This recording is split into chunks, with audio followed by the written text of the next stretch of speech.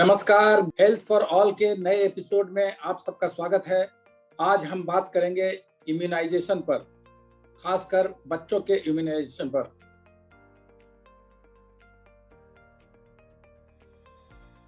और अब वक्त है योगा का। आज का टॉपिक है मेडिटेशन। मुझे आपको बताने की जरूरत नहीं कि कितने बार हमने कितनी प्रॉब्लम्स के लिए लोगों ने हमें बताया होगा कि आप मेडिटेशन करो, मेडिटेट करो, बहुत अच्छा लगेगा, सब अच्छा हो जाएगा। It is right, it is not wrong. हाँ, सही बात है। मेडिटेशन काफी हद तक काफी सारी प्रॉब्लम्स को दूर कर सकती है, विच इज ट्रू। लेकिन ये भी सच है कि मेडिटेशन करना बहुत डिफिकल्ट है। कितने लोगों ने मेडिटेशन ट्राई करा होगा और मतलब कुछ ही दिनों में, मतलब एक्चुअली डिफिकल्ट से ज्यादा ना, काफी बार हमें तो बोरिंग लगता, इतना बोरिंग होता है कि हम करते ही नहीं है, या फिर इतना डिफिकल्ट होता है कि हमने उतना ट्राई नहीं करा। जैसे जो कॉम्प्लिकेटेड मैथ्स और साइंस की प्रॉब्लम्स होते हैं, उसे भी वक्त लगता है कि you have to give it time. और मेडिटेशन का ये भी है कि आपको कोई मेडिटेशन सिखा नहीं सकता। So even today when I am speaking to you, मैं आपको नहीं सिखाऊंगी कि कैसे करना है, because you can not learn meditation from someone else. Okay, जैसे अगर आपको स्विमिंग करना है ना, आपको पानी में कूदना ही पड़ेगा, फिर देखेंगे। So may be you have learn swimming, कि आपने पढ़ा है स्विमिंग कैसे है करना है, शायद आपके पास ट्रेनर है जो आपको सिखाएगा या सिखाएगी कि स्विमिंग कैसे करनी है, लेकिन सीखना तो आप ही को है, करना तो आप ही को है, right? So meditation is like that, you have to try.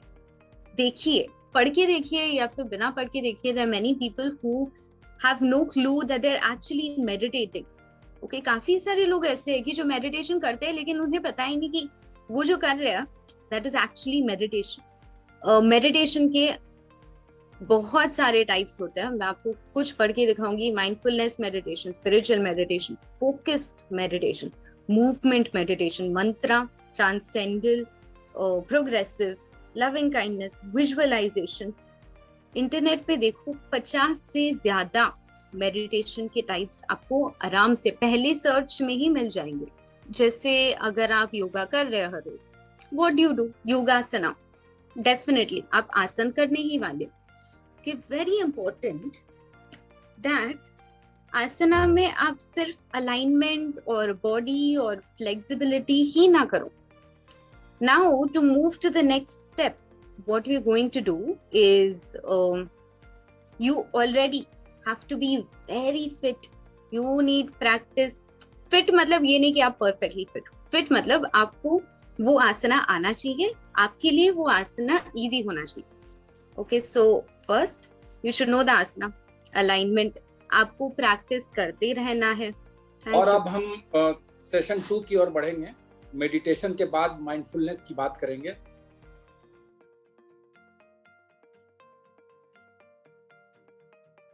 So this session on mindfulness, strengthen your immune system with simple strategies. We have with us very renowned expert, Ms.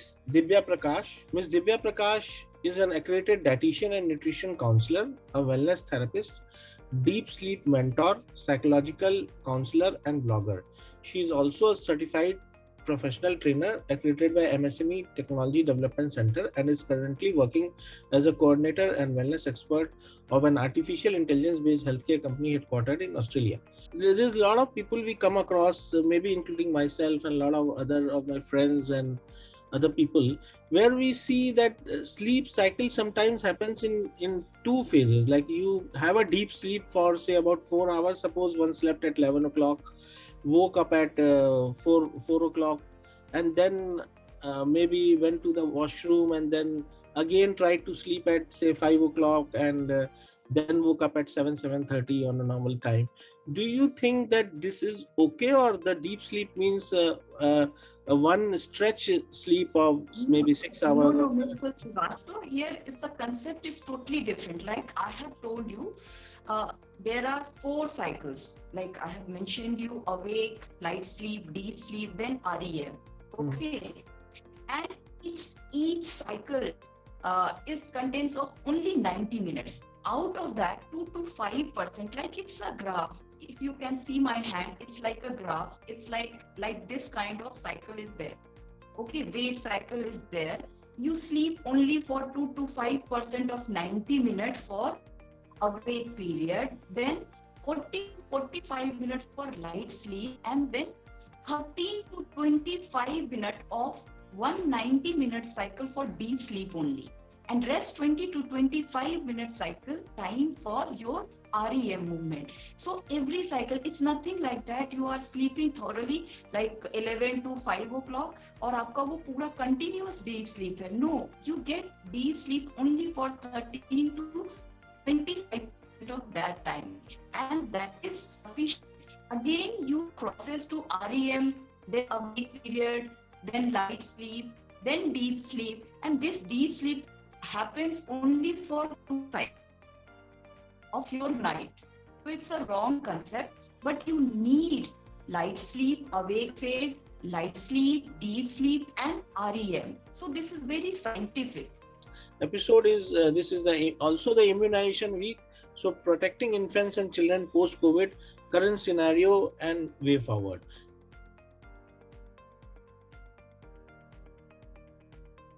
You are practicing towards Greater Noida and Noida Expressway, where we have got maximum number of schools, and the biggest panic among mothers is that, and the point of discussion also amongst the family is always that COVID case आया क्या, किस class में आया, what are the schools doing, क्या हमें बच्चों को भेजना चाहिए, is it safe? So this is the current point of discussion particularly. So what is your message to the mothers, particularly in the scenario where you are already practicing in one of the leading centers in that side, near the schools, among the schools, and what are you seeing in front of you in your daily practice? So if we see the history of COVID in last 3 years that we have gone through, if you see that first wave when it was there, it was quite a panic, isn't it?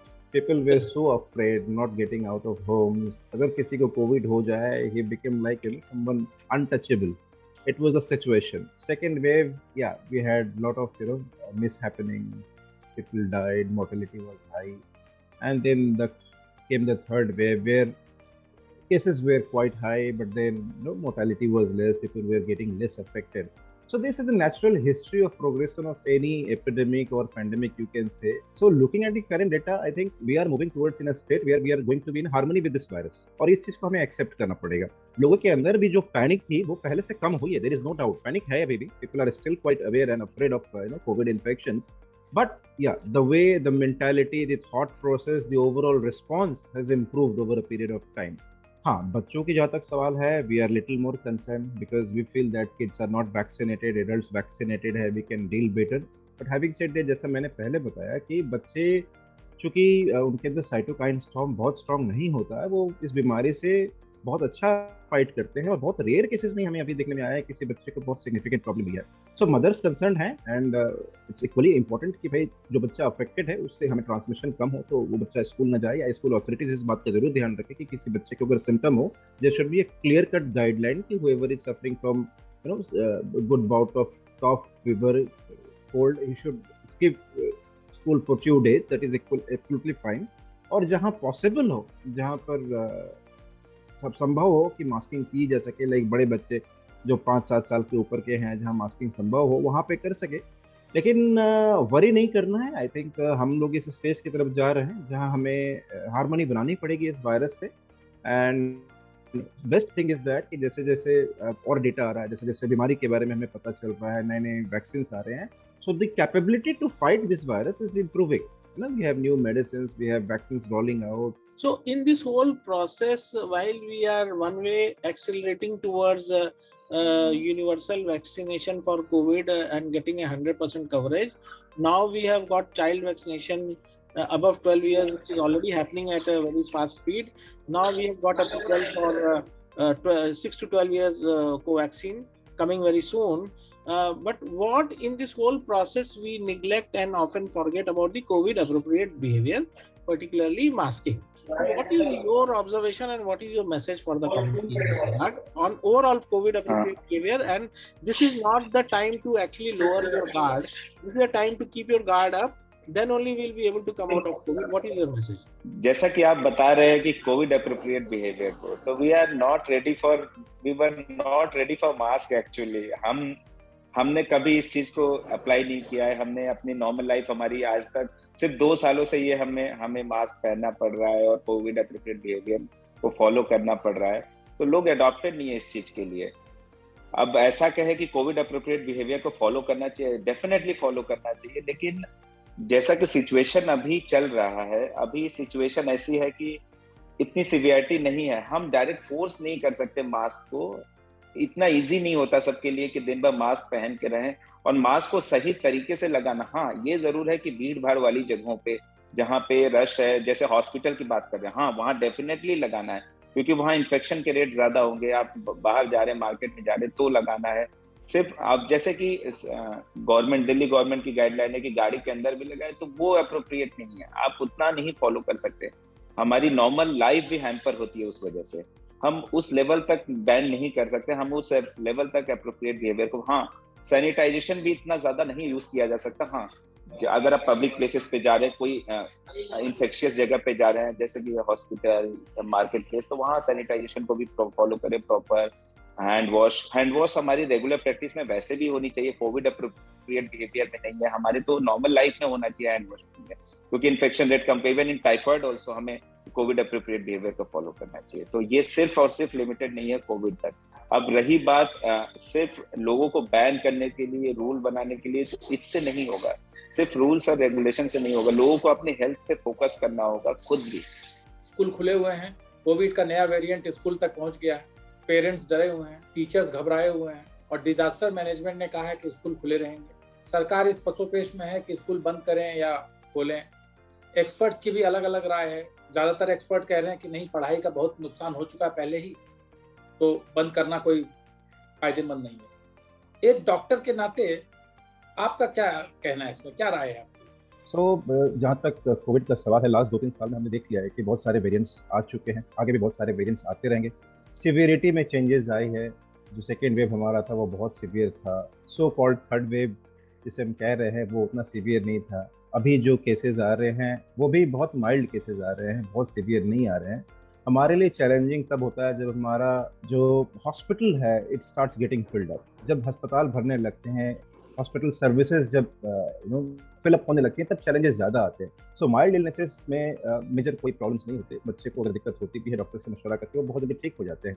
सो मेरे हिसाब से अभी जो current scenario है उस हिसाब से अगर देखा जाए तो स्कूल बंद करना या बच्चों की मोबिलिटी रिस्ट्रिक्ट करना या उन्हें बाहर नहीं जाने देना, ये लॉन्ग टर्म सोल्यूशन नहीं है। हमें कैटेगराइज करना पड़ेगा कहाँ पे हमें ज़्यादा एक्टिव होना है। कुछ अगर ऐसे पॉकेट्स हैं जहाँ पे केसेस सीरियस हैं, या कुछ एक एज ग्रुप ऑफ बच्चे हैं जो कि वल्नरेबल है, जिनको हार्ट लंग किडनीज की दिक्कत है, जिनमें सीवियर इलनेस उनके चांसेस ज़्यादा है, ऐसे बच्चों को हमें पिन पॉइंट करना पड़ेगा, उनको ज़्यादा केयर देनी पड़ेगी। जो रिसेंट ट्रेंड है और अब जो कह रहे हैं कि लास्ट 2 दिनों से जो हम देख रहे हैं, बच्चे बहुत अच्छा हैंडल कर रहे हैं। जो पॉजिटिव केसेस भी आए हैं, मैक्सिमम केसेस में भर्ती करने की ज़रूरत नहीं पड़ रही है। सरकार ने ऑलरेडी वैक्सीनेशन रोल आउट किया हुआ है 12 साल के ऊपर, और उम्मीद है आने वाले समय में 5 साल के ऊपर भी रोल आउट करेंगे, जैसे कि बाकी कंट्रीज में भी हो रखा है। और इसका दूसरा एक एस्पेक्ट है ये कि अगर हम बच्चों को स्कूल ना भेजें, उनको घर पे रखें, तो जो ओवरऑल डेवलपमेंट है जो हमने देखा है कि लास्ट 2-3 साल में, वो बहुत इम्पैक्ट हो रहा है। सो कहीं ऐसा ना हो कि ये जो जनरेशन है आगे चल के वो किसी तरीके की एक डेवलपमेंटल इशूज में फंस जाए। सो कोविड एक भाग है हमारी लाइफस्टाइल का आज बन चुका है, लेकिन इसके साथ ये भी अप्रिशिएट करना, इस बात को भी महसूस करना बहुत ज़रूरी है कि ओवरऑल डेवलपमेंट, ओवरऑल विकास बच्चों का वो कहीं थम ना जाए, और दोनों को बैलेंस करते हुए हमें आगे बढ़ना है। तो स्कूल बंद कर देना मेरे हिसाब से सिर्फ एक सुझाव तो नहीं। हमें क्या क्या इम्यूनाइजेशन बच्चों के लिए पेरेंट्स को अभी भी ख्याल में रखना चाहिए? They should go for those immunization without fail as per our immunization national guidelines. And कौन से इम्यूनाइजेशन इफेक्ट हुए हैं कोविड के टाइम में जिनको प्रायोरिटी कम मिली है, एंड उसका क्या असर हो सकता है बच्चों पे? देखिए, ये लॉन्ग हिस्ट्री है। आई थिंक अब हम सब जानते हैं कि 2 सेंचुरीज हो गई हैं कम से कम कि जब से वैक्सीन आई हैं, और किस तरीके से वैक्सीन हमारी हेल्प कर रही हैं। इवन आजकल के बच्चों को तो शायद स्मॉल पॉक्स के वो निशान भी नहीं दिखेंगे जो हमने देखे हैं अपने बड़ों में या अपने जो हमारे पेरेंट्स थे या दादा दादी के एज वाले ग्रुप के, ठीक है। तो स्मॉल पॉक्स पूरा खत्म हो चुका है। आप खुद ही देखते हैं कि इवन पोलियो ने कितना बैडली इम्पैक्ट किया था पूरे वर्ल्ड को, और इवन इंडिया में हमारे अभी भी आसपास में आप देख सकते हैं कि जो पोलियो से इम्पैक्टेड लोग हैं वो, ठीक है। तो polio almost out of India है। ये अच्छे से सबको पता है कि भाई वैक्सीन ने किस तरीके से हेल्प करी है जो डेडली डिसीज थी उनके खिलाफ लड़ने में, और लेकिन अभी तक सब कुछ ठीक चल रहा था, ठीक है। There are anti vaccine people और ऑलवेज देयर, तो ठीक है, वो कोई दिक्कत वाली बात नहीं है उसमें, बट काफी ठीक से चल रहा था। लेकिन इस कोविड के पेंडेमिक ने सबसे ज्यादा जो बच्चों को इम्पैक्ट किया है वो 2-3 तरीकों से। किस तरीके से उनकी जो अपनी एक्टिविटीज खत्म हो गई हैं, उनके स्क्रीन टाइम बढ़ गए हैं, उनके जो फूड हैबिट्स हैं वो बिल्कुल चेंज हो गई हैं, तो उनको overall obesity, constipation, developmental delay और ये सारी दिक्कतें हो रही हैं। साथ में क्योंकि माता पिता जो थे वो सभी बहुत डरे हुए थे और उन्होंने क्लिनिक्स जाना, पहले तो क्लिनिक्स ही बंद हो गए थे, ठीक है। हॉस्पिटल शट डाउन थे नॉर्मल पीपल के लिए, नॉर्मल लोगों के लिए, सिर्फ कोविड को ही हम एंटरटेन कर रहे थे। फिर धीरे धीरे अगर जब खुला भी तो लोगों में डर नहीं गया, और ये देखने में आता है कि लोगों ने पिछले 2 साल में अपनी बहुत वैक्सीनेशन डिले कर दी है। जो उनकी रूटीन वैक्सीनेशन हैं वो गए ही नहीं उनको लगवाने के लिए, या कुछ जगहों पे क्लिनिक्स ने लगाने बंद कर दिए। जैसे स्टार्टिंग में तो ये था कि नहीं अगर आप वैक्सीन लगाएंगे बच्चा क्राई करेगा तो उससे फिर भी अगर वो एसिम्प्टोमेटिक कोविड कैरियर है तो उससे स्प्रेड हो सकता है बाकी लोगों को। तो इवन स्टार्टिंग में तो रेस्ट्रिक्शंस आ गई थी कि वैक्सीन पर धीरे धीरे लोगों ने एक्सपर्ट्स ने ये स्टार्ट कर दिया था, बट जनरल पब्लिक ने इस चीज़ को एक्सेप्ट नहीं किया और उन्होंने काफ़ी हद तक इस चीज़ को नकार दिया था। लेकिन मैं अभी देख रहा हूँ जिसमें हमारी जो डेडली डिसीज हम बात कर रहे हैं कि डिप्थेरिया, पर्टिसिस, टेटनस, ठीक है, और जो टाइफॉइड वैक्सीन्स हैं, इन्फ्लुएंजा वैक्सीन्स हैं, मीजल्स हैं, मम्स है, रूबेला है, ये सारी ऐसी वैक्सीन थी जो काफ़ी कंट्रोल में थी ये डिसीज। और सच मैंने अभी इनका कोई ऐसा तो नहीं देखा है कि ये डिसीज कोई ज़्यादा निकल करके आ रही हैं वैक्सीन फेलियर होने की वजह से, बट हाँ टाइफॉइड और ये चीज़ें बहुत देखी है कि ये काफ़ी अभी कम अप हो रहा है, बहुत बच्चों को ये चीज़ शिकायत हो रही है।